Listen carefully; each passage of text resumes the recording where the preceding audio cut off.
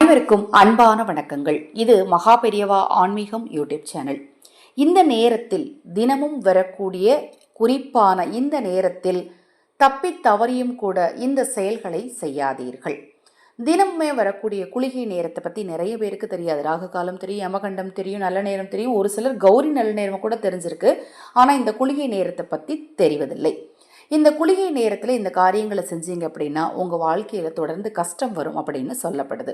முதல்ல குளிகை நேரம் எது எதுன்னு தெரிஞ்சுக்கோங்க. ஒரு காகிதத்தில் எழுதி வச்சுக்கோங்க அல்லது கேலண்டரில் நோட் பண்ணி வச்சுக்கோங்க.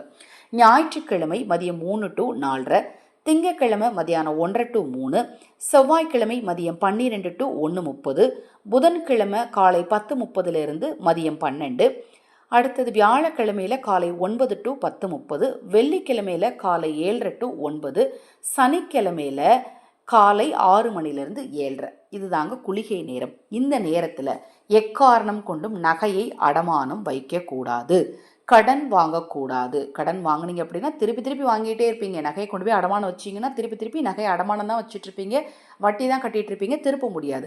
இந்த நேரத்தில் போய் பெண் பார்க்க போகிறது, ஜாதகம் பார்க்க போகிறது, மாப்பிள்ளை பார்க்க போகிறது, ஸ்கூலில் சேர்க்க போகிறது, இதை மாதிரி விஷயங்களை செய்யக்கூடாது.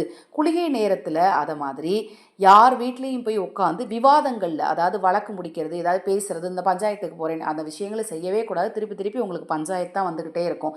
மொத்தத்தில் இந்த குளிகை நேரத்தை பற்றி ஒரு வார்த்தையில் சொல்லணும் அப்படின்னா, குளிகை நேரத்தில் செய்யக்கூடிய செயல்கள் முடிவடையாமல் திருப்பி தொடர்ந்துக்கிட்டே இருக்கும். அதனால் குளிகை நேரத்தில் நீங்கள் என்ன செய்யலாம் அப்படின்னு பார்த்தீங்கன்னா, சேமித்து வைக்கலாம். ஒரு 10 ரூபா எடுத்து வச்சிங்கன்னா சேர்ந்துக்கிட்டே இருக்கும். அதனால் இப்போ நான் சொன்ன செயல்களை எக்காரணம் கொண்டு செய்யாதீங்க. முடிந்தால் அந்த நேரத்தில் டெய்லி ஒரு ரூபாயோ 10 ரூபாயோ எடுத்து சேமித்து வைங்க. இப்போ நான் சொன்ன தகவல் நிச்சயமாக உங்களுக்கு பயனுள்ளதாக இருக்கும் அப்படின்னு நினைக்கிறேன். இது போன்ற எண்ணற்ற தகவல்களை தெரிந்து கொள்ள நமது சேனலை சப்ஸ்கிரைப் பண்ணிக்கோங்க. பூஜை பொருட்கள் தேவைப்பட்டாலும், அக்ஷய பாத்திரம் உணவளிக்கும் திட்டத்தின் மூலம் ஆதரவற்றவர்களுக்கு உணவளிக்க விரும்பினாலும் 9344692042 இந்த வாட்ஸ்அப் எண்ணிற்கு தொடர்பு கொள்ளுங்கள். அனைவருக்கும் எனது அன்பு வணக்கங்களை கூறி இந்த பதிவினை நிறைவு செய்து கொள்கிறேன். ஹரஹர சங்கர, ஜெய ஜெயசங்கர, மகாபெரிவா திருவடி பாதம் சரணம் சரணம். நல்லதே நடக்கட்டும்.